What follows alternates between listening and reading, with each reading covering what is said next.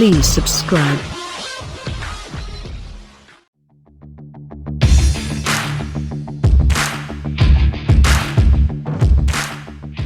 The Vanquish S gets more power, although the increase must be well within the margin of variation of the non-S's engine.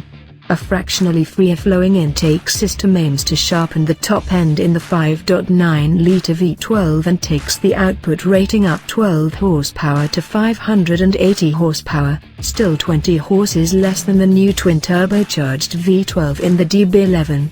Strangely, Aston claims a higher, 595 horsepower output for the engine in European spec, although it says the engine is in the same state of tune and offers no other explanation. None of this really matters. The Vanquish continues to have a naturally aspirated Aston Martin V12 that is one of the finest engines in the world. It's special from the moment it fires into noisy life with a leonine snarl. Most automakers who still produce V12s tune them to sound soft and preamy, but the Vanquish S's engine is loud and often angry. Its character shifts with both revs and load, sometimes yowling and sometimes, when closing in on its 7,000 revolution per minute limiter, close to screaming. Yet it doesn't quite manage to deliver a corresponding amount of fury. The Aston is certainly fast.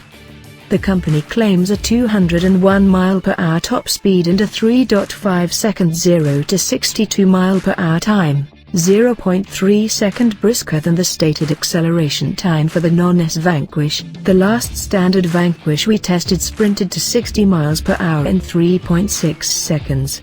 Yet it lacks the almost instant low-down urge that comes from turbocharging, which many similarly priced competitors now deliver.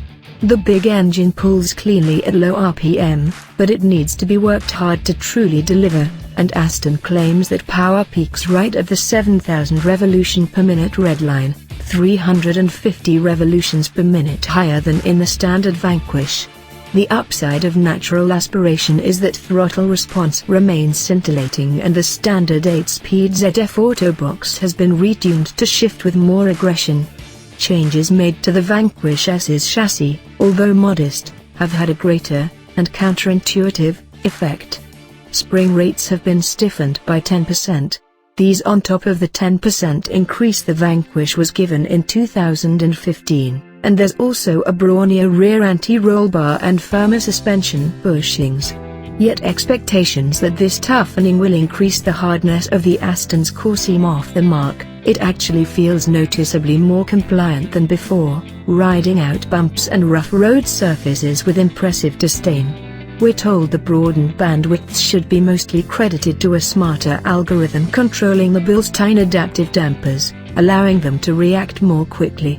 The Vanquish S still feels big, but it can be hustled at an impressive pace thanks to high grip levels and accurate steering responses, which have also benefited from the suspension sharpening. The steering has gained some weight over the non-S Vanquish, although with no loss in feel. We're still not keen on the squared-off steering wheel, though. What's wrong with round? Driving on cold and greasy English roads revealed another advantage of the engine's relative lack of low-down torque. The Vanquish manages to find impressive traction where turbo rivals would be battling their traction control systems. Aerodynamic modifications have also reduced front-end lift at speed. Aston says this falls from 146 pounds to 40 when traveling at 150 miles per hour. We had no chance to confirm this. Inside, the hand-finished cabin continues pretty much as before, with beautiful materials and elegant design mostly distracting occupants from the reality that there really isn't very much to play with. Aston's aged VH architecture means that plenty of the stuff you'd find on a mainstream car costing a tenth of the sticker on a Vanquish S just isn't there. There's no adaptive cruise, blind spot monitoring, or automated emergency braking. Would James Bond care? Also, the navigation system has been upgraded from the dreadful 2005-ish Volvo system that Aston previously used to something that could be accurately described as half-decent. Trying to quantify the Vanquish S by rational criteria is an exercise doomed to failure. It is more expensive than the DB11 but is also much less spacious, slower, and with much less equipment. Offered in the coupe form we drove $297,775, and also as a convertible Volante, $315,775, that we haven't experienced yet. It's due in dealerships come April. It is still hugely desirable and the car perhaps sticks closest to the values that made Aston great. We will miss it when it departs, but the grand old dame is going out in style.